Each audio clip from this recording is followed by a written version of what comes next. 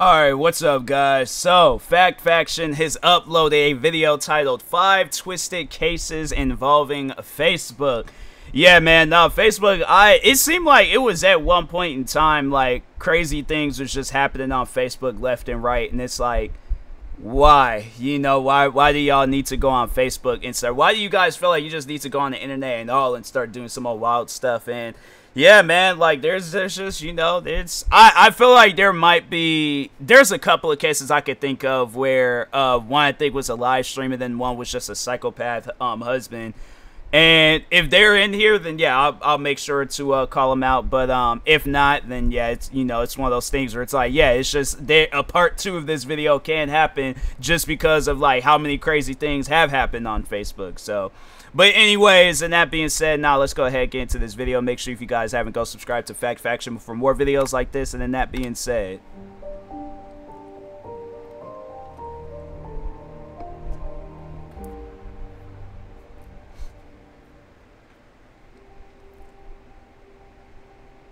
social media.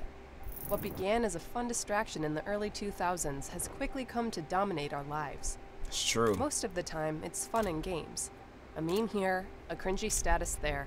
But sometimes, the darker side rears its head.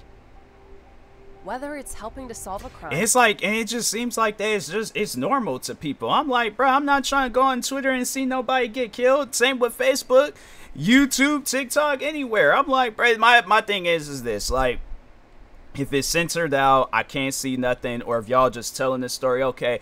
I've seen like literally people die, and I'm like, it's not needed. People, they consider that stuff normal, and I'm like, look, you don't know if your followers if everybody that you're following, like if they like looking at that stuff, then okay, that's between you and your followers. I don't need to see that. All right, so I've told people, I'm like, bruh, it ain't needed to post stuff like that. Like I seen where like friends of mine, so they didn't post it, like, or even just random people that I'm following, where they post like stuff of like animals getting killed because, you know, they're like a vegan or vegetarian. I'm like, okay, I get what you're doing, I get the message. I did not need to see a baby cow get killed. That's something that I did not ask for. So, or helping to commit one. Today, we're looking at 5 twisted cases that involve Facebook. Yeah, you probably do one. Instagram, TikTok. Betrayed by a belt. Dang. 18-year-olds Brittany Gargle and Cheyenne Antoine were inseparable, described by others as best friends. They were always there for each other over their 3-year friendship. In March of 2015, the pair decided to go out partying in their local town of Saskatoon, Canada. Accounts differ, but it seems that the two started their night at Manchester's Brew Pub, and then moved on to a house party, and one additional bar before allegedly parting ways near the end of the evening. Cheyenne even wrote on Brittany's Facebook page after arriving home later that night, "Where are you? Haven't heard from you. Hope you made it home safe."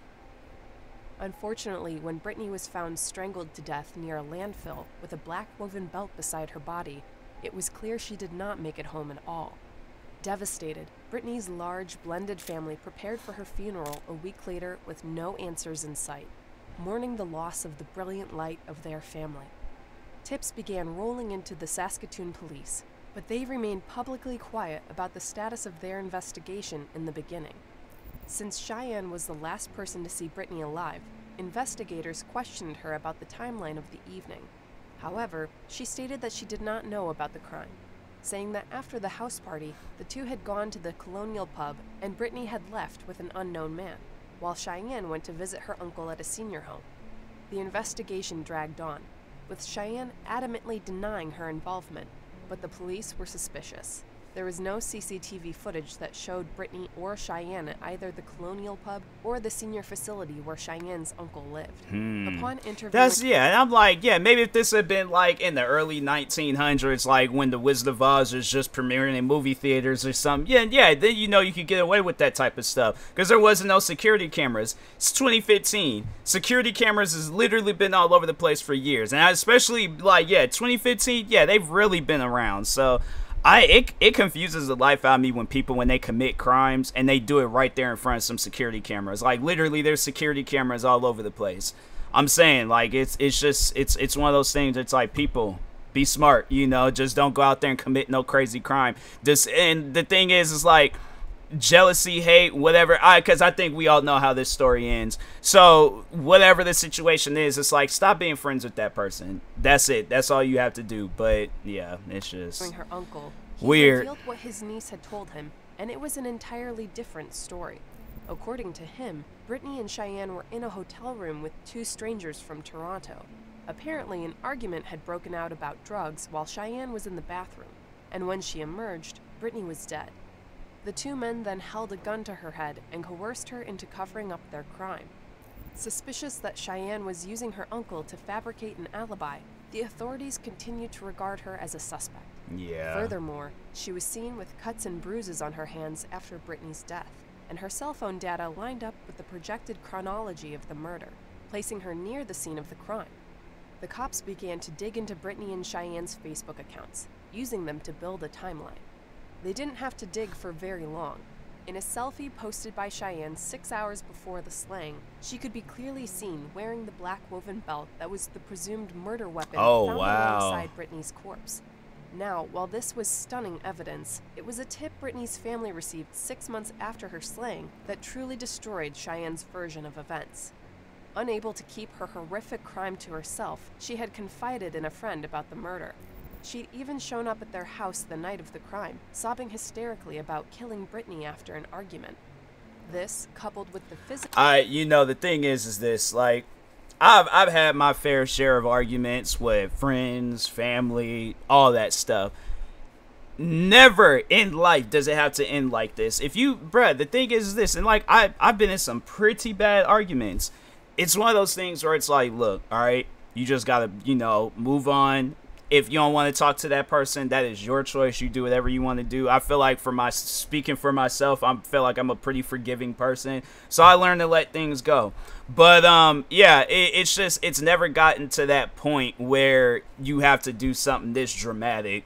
And now look, it's like you ruined your whole life over an argument. Like, you guys people gotta honestly sit down and think about those types of things. Like, was it worth it? Like, over it, and it was probably over something stupid too, like whether it was a guy, whether it was hanging out, whatever. But it's like, come on now, really? And it's like, that you so-called claim for this person to like be your best friend or whatever. It's like, yeah, you couldn't have been that close to her and things if you was willing to do that. So evidence of the belt sealed Cheyenne's fate.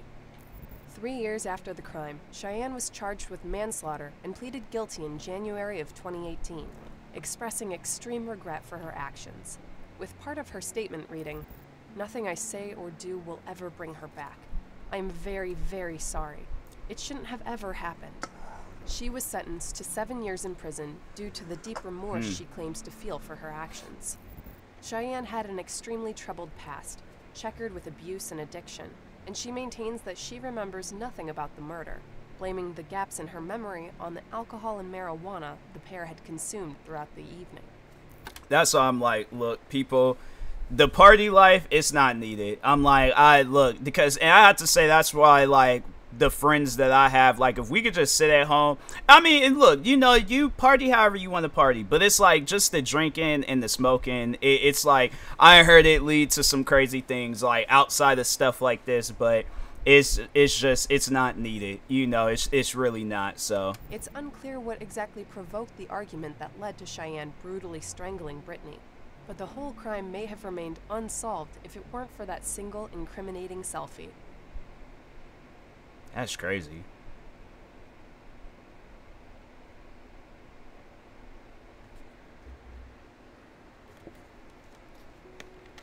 Early in 2020, in Sydney, Australia, 28-year-old Ross Hulis was attempting to sell a pair of AirPods on Facebook Marketplace. But there was a problem. The AirPods were fake. He connected with 27-year-old Sami Hamdach on the platform and agreed to accept $150 for the earbuds. By the time Hamdach realized that the product was no good, he was $150 down and quite furious. So he and his partner, 27-year-old Lubna Kauthrani, hatched a plan. Posing as an interested buyer on Facebook, Kauthrani contacted Hulis and asked if the AirPods were still available, claiming she wanted to purchase them as a Valentine's Day gift. Hulis noted that they were available and agreed to meet Kautharani around 9 p.m. on February 14, 2020, at a quiet shopping center parking lot in Wakeley, a western suburb of Sydney.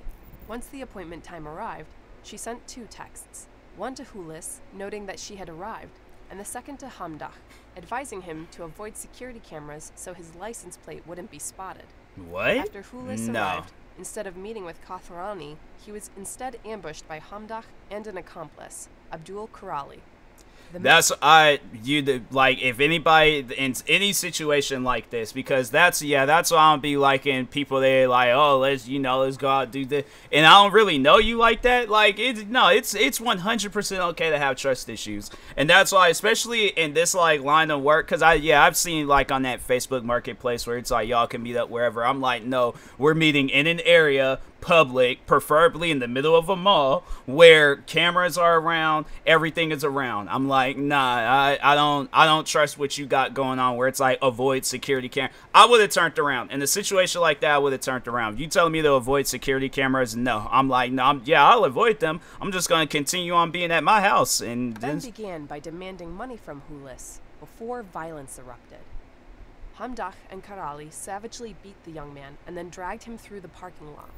Hulis was later taken to the hospital with critical injuries to both his brain and his lungs, and tragically died 3 days after the incident on February 17, 2020.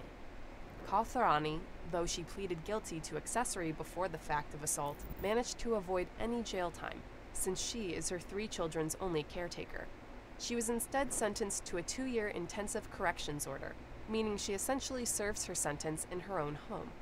The magistrate on the case, George Breton, expressed disgust towards Kautharani, noting that she knew her partner well enough to assume that the confrontation would be violent, saying to her, "Ultimately, your role was absolutely crucial. It would not have happened without you." As for Hamdach and Karali, they were charged with murder, and it appears they are behind bars awaiting trial. Although Kautharani expressed deep regret for her role in the slaying and penned a letter of apology to the victim's family, Hulis's mother, Janet, rejected it, believing Kautharani should have been more harshly punished. Janet said to 9 News Australia, "I think she should have got more than what she got because she gets to go home to her children." Of course. The thing is, though, is that, I'd highly doubt the mom will ever see this video. But, let's just say if she did see this video, the thing is this, she's going to have to live with the fact that she did that to your son for the rest of her life. Whether she's inside prison or even outside of prison, she's going to have to live with the fact that she did that. And there's nothing in this world. The thing is this, she may forget it for a little bit, but it's going to be at a time where she's probably just on top of the world, just living life, having just nothing but good thoughts. The fact that she did that to somebody, it's gonna eat at her for the rest of her life. So it's one of those things where it's like, nope, it's like it's like, go ahead, don't go to prison, but it's like you're gonna have to live with the fact that you did that to somebody. Of course, it's never a morally good idea to scam anyone, but it's also a matter of safety. You just never know what kind of person you meet online is going to turn into offline.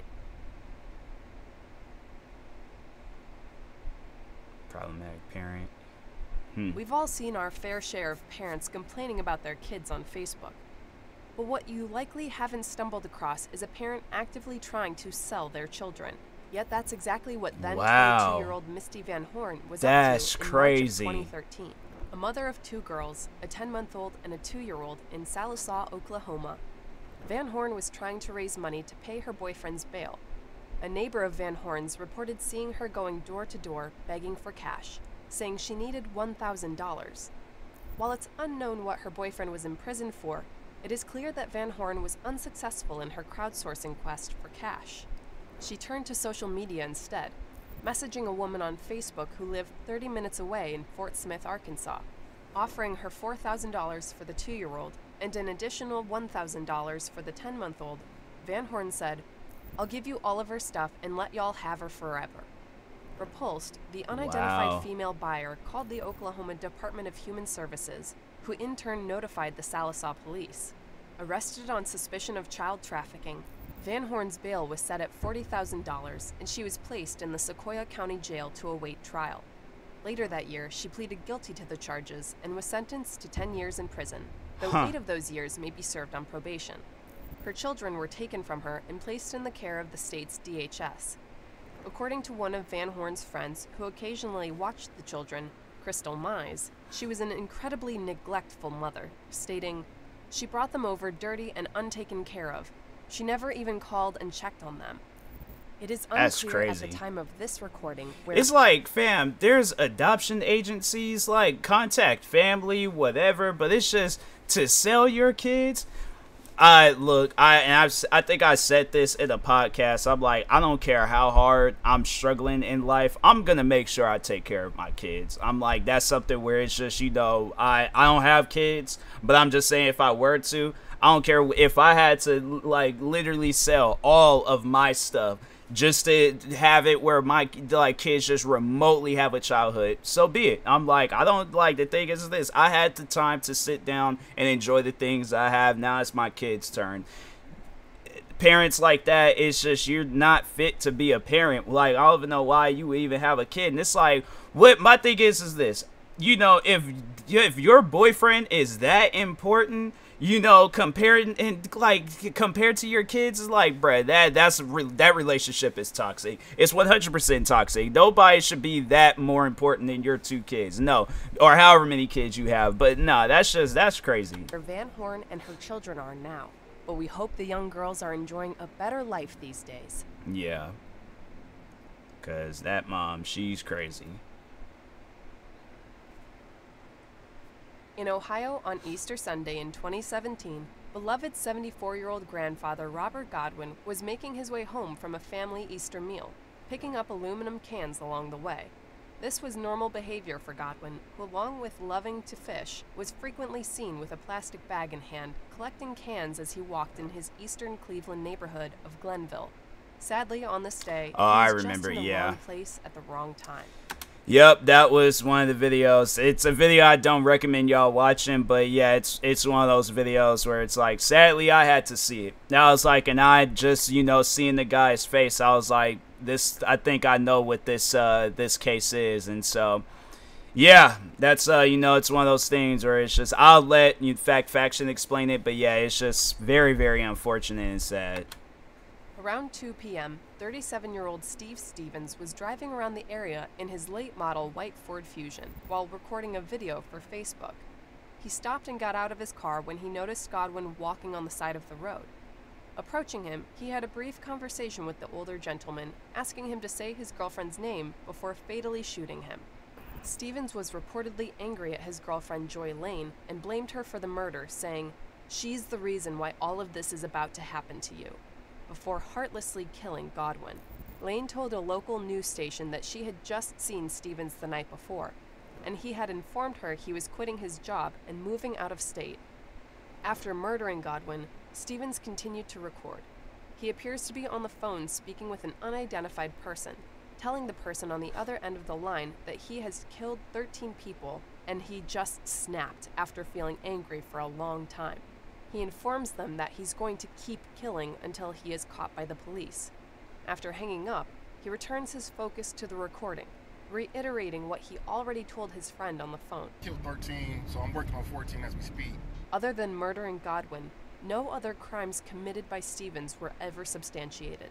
He then fled the state, initiating a 2-day-long manhunt. He was eventually spotted at a McDonald's 100 miles east of Cleveland in Erie, Pennsylvania. One of the drive-thru attendants recognized him and alerted authorities while delaying Stevens by saying his fries weren't yet ready. Fearful that he might have been recognized, he fled the restaurant's property just ahead of the police, and subsequently led them on a 2-mile chase. When the authorities managed to bring his car to a halt, Stevens took his own life. Facebook's role in the whole episode was called into question after Godwin's family filed a lawsuit against the social media giant. The family accused the company of negligence for not reporting threats that Stevens made on the platform before the murder. Additionally, the horrifying video remained available for 23 minutes after Facebook was made aware of it. However, a Cleveland judge dismissed the case, claiming that Facebook was not legally responsible for Godwin's death. Mark Zuckerberg spoke on the matter, acknowledging that the company was reviewing protocols surrounding video monitoring and removal, and noting, "Our hearts go out to the family and friends of Robert Godwin Sr." The 74-year-old patriarch left behind 10 children as well as many grandchildren and great-grandchildren, and his murder forever changed the lives of his family. As his daughter... Yeah, because it was one of those things where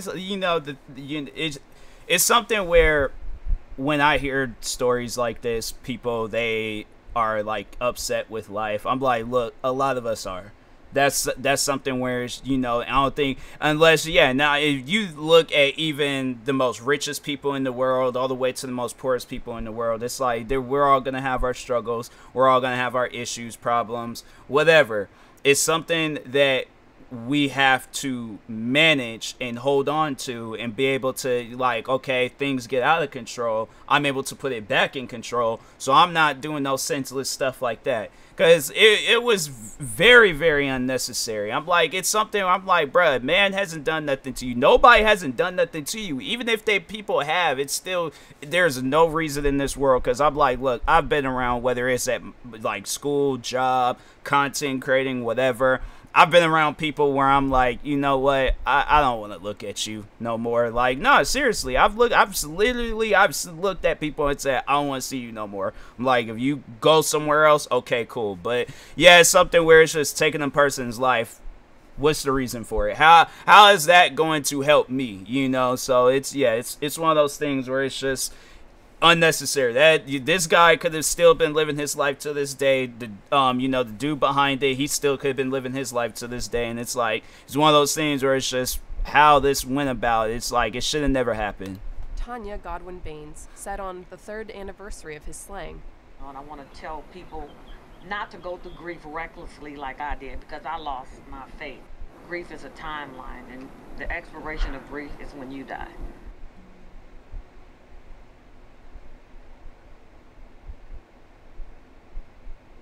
Beefing over a boyfriend. During the spring of 2016, a pair of former friends from Scranton, Pennsylvania escalated their fight from social media sites to the streets. 18-year-old Kayla Van Wert and then 16-year-old Kathleen Boyer had been furiously feuding on Facebook for over a year. The reason? Then 19-year-old Jorge De Jesus, Kayla's boyfriend and the father of her young daughter. Kayla was suspicious of Boyer, believing that she had become romantically intimate with De Jesus, and she confronted Boyer over Facebook Messenger. From there, the friendship collapsed and ballooned into an argument that spiraled out of control. As Roxanne Draper... It's one of those things where it's like, yeah, it's just, if, look, I'm like, I've had situations like that happen before, and I'm like, if a friend of mine's, if their ex contacts me for whatever reason, I'm like, I'm keeping the conversation short. I'm like, I ain't got nothing to say. I ain't trying to have no stuff go down where it doesn't even need to be going down. Because, people need to understand, I'm like, friendship is a lot more important, than a relationship. It's like friendship's always going to be there. You hear of it more likely than a relationship falling apart than a friendship. You can be friends with a person your whole life versus a relationship. You don't really know, because I feel like when it gets to that relationship point, it gets in a very vulnerable state. So yeah, it's like if it's something that ends on good terms, then you ain't got nothing to worry about. But yeah, if it's one of those things where it's like you can't trust your significant other around the opposite sex, it's best to not even be in a relationship with that person in the first place.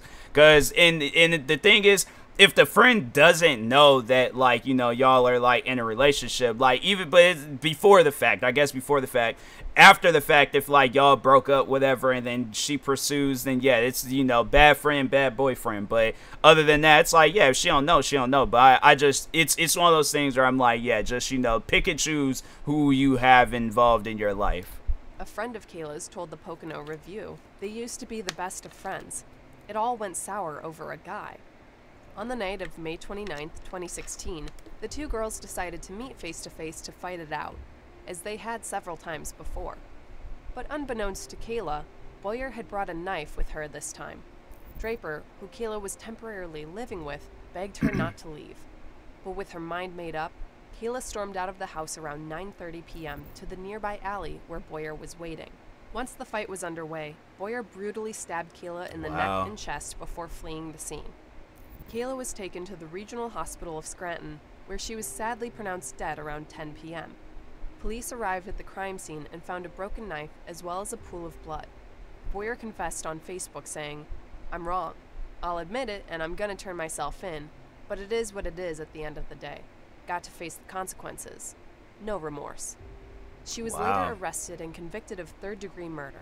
In 2017, she was sentenced to 7 to 20 years behind bars, and she is currently serving her sentence at the State Correctional Institute in Muncie, So I ruined Pennsylvania. your whole life. As for the man at the center of the fight, De Jesus was not even present that night, since he had been arrested earlier that same day for assaulting Kayla. Claiming it was self-defense after Kayla punched him, De Jesus allegedly threw her to the ground and dragged her by her hair. It's unclear where he is now, but it does appear that the assault charges against him were dropped following Kayla's death. Kayla is remembered by her mother, Cindy, as a wonderful, caring person, and she left behind her small daughter, who would now be around 7 years old. She is reportedly under the care of her paternal grandparents. That's crazy. It's like kid loses their It certainly mom. is interesting to see the role that social media can play in crime nowadays. Did any of these cases surprise you? Or do you know of one we might have missed? Leave your comments below. Please remember to subscribe and hit that notification bell. And as always, thanks for watching. Yeah, social media, you know, I've had like my my fair share of social media beefs, whether it's with people I went to school with, you know, or even like content creating. And yeah, it's one of those things where I'm like, once you done dealt with it enough, you get to a point where you're like, I don't want to deal with it no more. Like, nah, I'm done. Yeah, it's like with social media, I have to say now, like, I just go on to social media just to, you know, do my content creating stuff, and then that's it. Like, I really don't have any other reason on social media. I have to say, if I wasn't doing content creating stuff, I probably, cause no, there's friends that I went to school with where they don't even have like social media accounts, and I'm like, I can see why. Like, social media is very toxic, you know, and I like it's to me, it's not really needed unless like it's your job, then okay, but if it ain't your job, then yeah, it's one of those things where it's like you'll do perfectly fine without social media. And people like I remember when I was a kid, and I wanted to have a MySpace account so bad because my sister had MySpace. And I remember when I created MySpace, and then it was only around maybe for a little bit, and then Facebook. And now it's like, I find myself, like, I was just looking on my Facebook account, and I, like, before I had shared this post, like, I was, like, went days without sharing the post. Like, I really just go on there just to, like, see, I'm like, all right, any new notifications? No, all right. Like, Facebook ain't even really just, I don't really do anything on there now. Like, I might share some things, go on there occasional times just to see what's new. That's about it. But I really don't like stuff. It's like that with Instagram. I had to say, Twitter, I'm a little active on there. Of course, you know, like content creating stuff like YouTube, TikTok, like I'm active on those platforms. But other than that, it's just, you know, social media. I'm like, I just don't see a need for it. So if there is ever a day, and I highly doubt, but if there is ever a day where I'm like, if I step away from content creating, I really don't see myself being all that active on social media. I'm like, and I remember there was at a point in time where I was going to quit social media, but I was like, you know, I need it for content creating stuff. So yeah, it was something I was like, all right, I can't really do that now. But yeah, if there ever does come to a point in time where I'm like, I either take a break or step away from content creating, I'm like, I'm not gonna really be active on social media because it's not needed. You know, like I find more peace doing other things outside of social media rather than being on there and stuff. So. But anyways, that was a pretty crazy video. Shout out to Fact Faction. Make sure if you guys haven't, go subscribe to him. And yeah, thank you guys for watching. Peace.